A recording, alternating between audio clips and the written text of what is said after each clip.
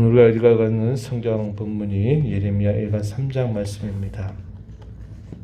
예레미야 이가가 예루살렘의 멸망 직후에 노래했던 5편의 애가 중에서 세 번째 애가에 해당이 되는데 5편 가운데서 이 세 번째 애가가 가장 긴 내용을 담고 있습니다. 다른 애가들에 비해서 3배나 긴 66절까지 그 내용이 기록이 되고 있는데 또 이 가운데에서도 이 내용 속에 하나님을 향한 간절한 신앙 고백, 또 참된 신앙 고백의 내용들이 아주 잘 표현되어 있음을 확인하게 됩니다. 선지자는 예루살렘이 패망하게 된 그 현실을 보면서 그 예루살렘의 곤비함을 자신이 처해져 있는 곤비함과 동일시하면서 자신이 하나님 앞에서 얼마나 그 상황이 처절한 상황인가 하는 것을 표현을 하고 있습니다. 자신을 생각해보고 주어진 현실을 생각해보게 되면 낙심될 수밖에 없는 상황이다. 이렇게 표현을 해줍니다. 우리가 읽은 말씀 가운데서 20절에 보면은 그렇게 표현했죠. 내 고초와 재난, 곧 쑥과 담즙 이렇게 표현하면서 내 마음이 그것을 기억하고 내가 낙심이 된다. 자신이 처해져 있는 곤비한 상황, 예루살렘이 패망하게 되면서 겪는 그 처절한 상황을 이렇게 표현을 하면서 그걸 생각해 보게 되면 낙심과 절망이 그에게 찾아올 수밖에 없다. 이렇게 표현을 합니다.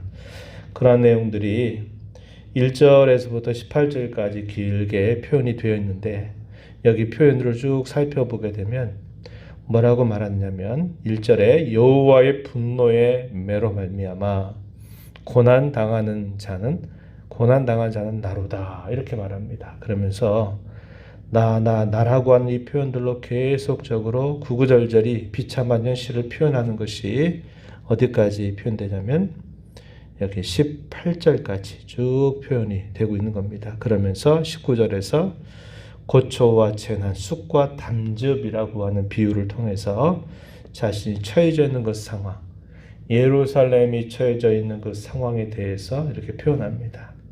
가장 큰 곤비한 상황은 뭐냐? 하나님께로 나아갈 수 있는 그 길이 가로막혀 있다라고 한 겁니다. 그것은 하나님께서 그렇게 하신 것이다 라고 표현하면서 그 상황이야말로 가장 처절한 상황이다 이렇게 표현합니다. 18절에 뭐라고 이야기하냐면 나의 힘과 여호와께 대한 내 소망이 끊어졌다 하였다. 그의 고백이 이렇게 표현되고 있는 걸 보게 됩니다. 하나님 앞에 자유롭게 나갈 수 있는 길들은 항상 그들에게 열려 있었습니다.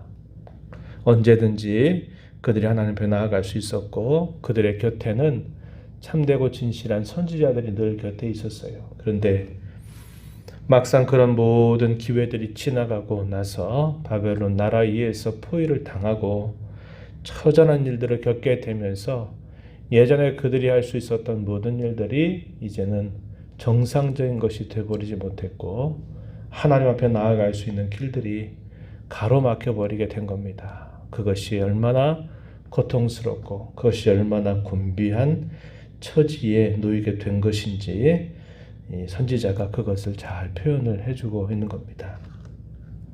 그러면서 깊은 그런 절망감 속에서 그는 오직 하나님만을 바라보는 겁니다. 우리가 읽은 말씀 가운데서 21절에 표현했죠. 이것을 내가 내 마음에 담아 두었더니 그것이 오히려 나의 소망이 되었습니다. 라고 이렇게 고백합니다. 낙심과 절망, 주어진 현실과 그 고통스러운 상황들을 생각을 할 때에는 그런 처절한 상황이지만 하나님을 깊이 생각하고 그것을 묵상하게 되니까 자기에게 오히려 소망이 되었다라고 이렇게 표현을 해주고 있습니다. 고린도후서 12장 10절 말씀에 보면은 하나님의 뜻을 향해서 하는 근심은 우리에게 구원을 이루게 한다. 이렇게 이런 표현들을 우리에게 전달해 줍니다.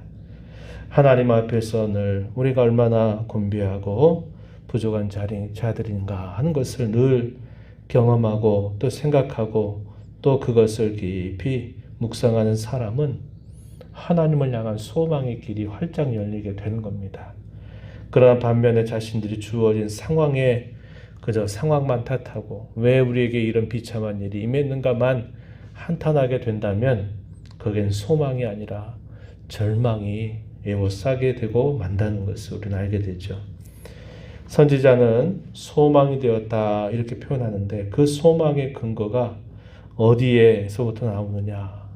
자기 자신에게서 나오는 것도 아니고 주어지게 되는 그런 상황 속에서도 아니고 오직 그 소망의 근원, 그 소망의 샘이 오직 하나님에게서 나온다라는 것을 고백해 줍니다. 하나님의 깊은 성품, 하나님의 변함없으신 성품을 깊이 묵상하면서 거기로부터 소망이 나온다고 고백을 해줍니다. 그 이어지는 말씀을 한번 보시면 22절, 23절에 잘 표현되어 있죠. 여호와의 인자와 긍휼이 무궁하심으로 우리가 진멸되지 아니합니다. 이렇게 표현했습니다. 23절에서는 이것들이 아침마다 새로우니 주의 성실하심이 크십니다. 라고 고백합니다. 어디에 호소합니까? 하나님의 인자, 변함없는 하나님의 사랑, 받을 수 없는 자들에게 베풀어 주시는 하나님의 불쌍히 여겨주심, 이걸 긍휼이라고 말하죠. 인자와 긍휼이 무궁하시다. 그리고 여호와 하나님의 성실하심이 늘 크시다. 이렇게 표현합니다. 시편에서는 이런 비슷한 표현을 노래했죠. 아침마다 주의 인자하심을 베풀미 좋고 밤마다 주의 성실하심을 베풀미 참으로 좋습니다. 주의 인자하심과 성실하심을 노래했는데 선지자 예레미야도 바로 하나님의 인자와 긍휼, 그분의 성실하심을 바라보는 겁니다. 우리가 큰 어려움을 당하게 되고 우리가 늘상 가졌던 것들을 잃어버리게 되면 우리가 그때 비로소 그런 생각들을 하죠. 우리의 소망은 오직 다른 것에 있는 것이 아니구나. 오직 하나님께 밖에만 우리의 소망이 없구나 하는 것을 우리는 깨닫게 되고 그런 가장 낮아진 자리 거기에서 겸손해지게 되고 거기에서 하나님으로 말미암아 소망을 얻게 되는 것처럼 선지자 예레미야는 바로 그것을 잘 표현해주고 있다 한 겁니다. 그러면서 무엇을 표현하느냐? 기다리고 여호와의 구원을 바라보겠다라고 하는 결심을 하는 것입니다. 25절 말씀에 보면은 이렇게 표현했어요. 기다리는 자들에게나 구하는 영혼들에게 여호와는 선하시도다. 사람이 여호와의 구원을 바라고 잠잠히 기다림이 좋도다. 이렇게 말하고 인생으로 때때로 어려움과 고생과 근심을 겪게 되는 것은 그것은 늘 있는 일이 아니라 그것은 하나님의 본심도 아니고 그것은 일시적인 일이다. 하나님의 본심은 거기에 있지 않다라는 사실을 그는 고백하고 있습니다. 31절 한번 보시면 이렇게 말했어요. 이는 주께서 영원하도록 버리지 아니하실 것이며 그가 비록 근심하게 하시나 그의 풍부한 인자하심에 따라 긍휼히 여기실 것임이라. 주께서 인생으로 고생하게 하시며 근심하게 하심은 본심이 아니시로다. 이렇게 하나님이 어떠한 마음을 가지고 계신지 선지자는 잘 표현합니다. 하나님의 본심은 자기 백성들이 고난과 고초와 근심을 당하는 것을 기뻐하시는 분이 아니다는 겁니다. 일시적으로 그 백성들을 낮추고 겸비하게 해서 하나님만이 소망인 것을 바라보게 하고 하나님의 본심은 그들을 새롭게 하고 그들을 고치고 늘 그들을 위하시는 분이시다라는 사실을 분명하게 이야기해주고 있습니다. 그래서 선지자는 그런 모든 상황에 대하여 하나님을 원망하지 않는다고 표현을 해주고 있어요. 37절 이하에 보면 주의 명령이 아니면 누가 이것을 능히 말하여 이루게 할 수 있겠는가? 화와 폭이 지존자의 입으로부터 나오지 않느냐? 살아있는 사람은 자기 죄들 때문에 벌을 받나니 어찌 하나님을 원망하겠는가? 이렇게 표현하고 있는 것입니다. 자신들이 범한 죄에 따라서 그런 일들을 당하는 것이지 그 일들을 두고 우리가 하나님께 원망할 수 없다라고 표현을 해주고 있는 것입니다. 바로 그러한 상황 속에서 이제는 그 곤비해져 있는 모든 자기 백성들, 자신들의 동료들을 향해서 이렇게 촉구하는 태도를 갖습니다.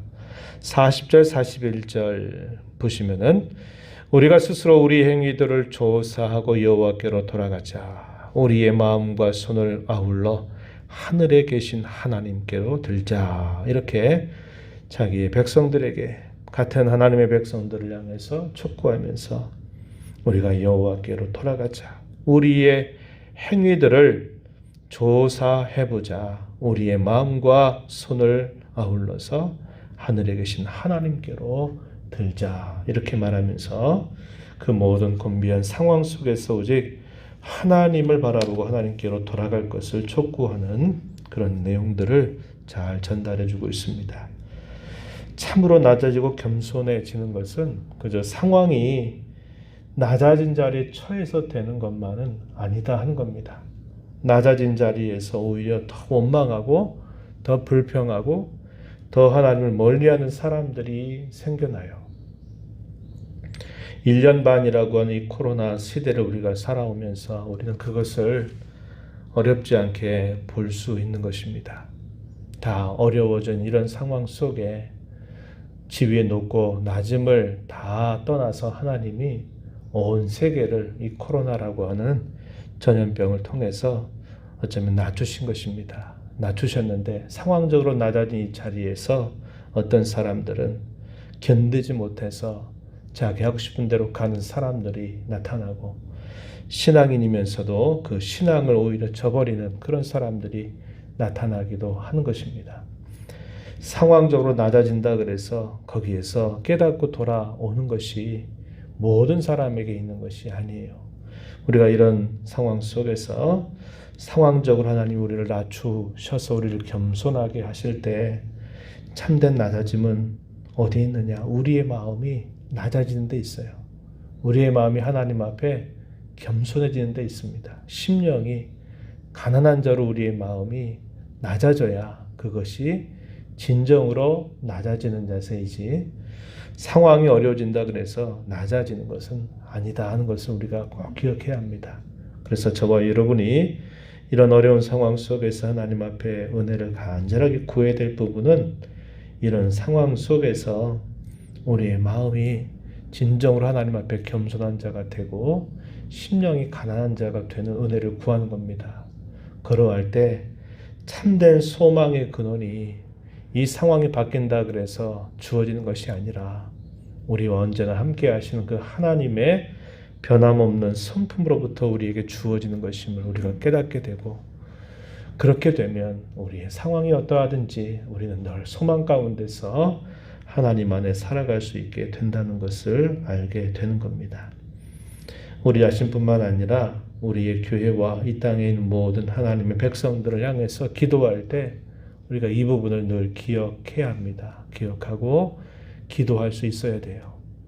상황적으로 낮아지는 것이 곧 우리의 마음이 겸손해지는 것은 아니라는 것을 기억하고 이런 낮아지게 하시는 자리에서 우리의 심령이 참으로 겸손한 자가 되도록 이것이야말로 진정한 회복의 시작이 된다는 것을 기억하면서 간절하게 기도해 주시기를 바라고요.